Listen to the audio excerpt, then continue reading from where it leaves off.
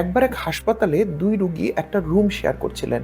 তাদের মধ্যে একজন ছিলেন বিছানায় একবারে শোয়া, তার মেরুদণ্ডে কোনো একটা সমস্যা হচ্ছিল জন্য তার বসা ছিল খুবই কঠিন। অন্যদিকে আরেকজন কোনো রকমে বালিশে ভর দিয়ে বসতে পারতেন এবং ঘটনাক্রমে তার বেডটাই ছিল জানালার পাশে।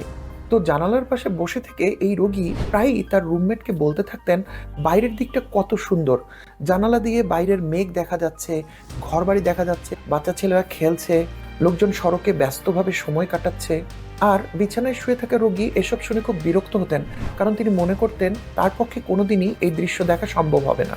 তো একদিন সকালে ঘুম ভেঙে বিছানায় শুয়ে থাকা রোগী দেখলেন যে তার পাশের বেডটা খালি। সিস্টার বললেন উনি তো গতকাল গভীর রাতে মারা গেছেন। তো শুয়ে থাকা রোগী সিস্টারকে অনুরোধ করলেন তাকে জানালার পাশে বেডে সরিয়ে দেওয়া যায় কিনা। এরপর থেকে শুয়ে থাকা রোগী প্রতিদিন একটু একটু করে বসার চেষ্টা করতে শুরু করলেন এবং আস্তে আস্তে কয়েক সপ্তাহ পর তিনি ঠিকই একদিন বসতে পারলেন। কিন্তু হায়, জানালা দিয়ে তাকিয়ে দেখলেন বাইরে দেয়াল। তিনি খুব অবাক হলেন। সিস্টারকে ডেকে জিজ্ঞেস করলেন ওই বসে থাকা রোগী কি করে জানলা দিয়ে বাইরের দৃশ্য দেখতে পেতেন। সিস্টার হেসে বললেন উনিও আসলে বাইরের দেয়াল দেখতে পেতেন না, কিন্তু উনি মনে প্রাণে চাইতেন আপনি যাতে উঠে বসতে পারেন। আর সেজন্য তিনি প্রতিদিন জানালার পাশে বসে আপনাকে বানিয়ে বানিয়ে অনেক গল্প শোনাতেন, যাতে আপনার মনেও বসার ইচ্ছা তৈরি হয় এবং উনি মনে প্রাণে বিশ্বাস করতেন আপনি বসতে পারবেন।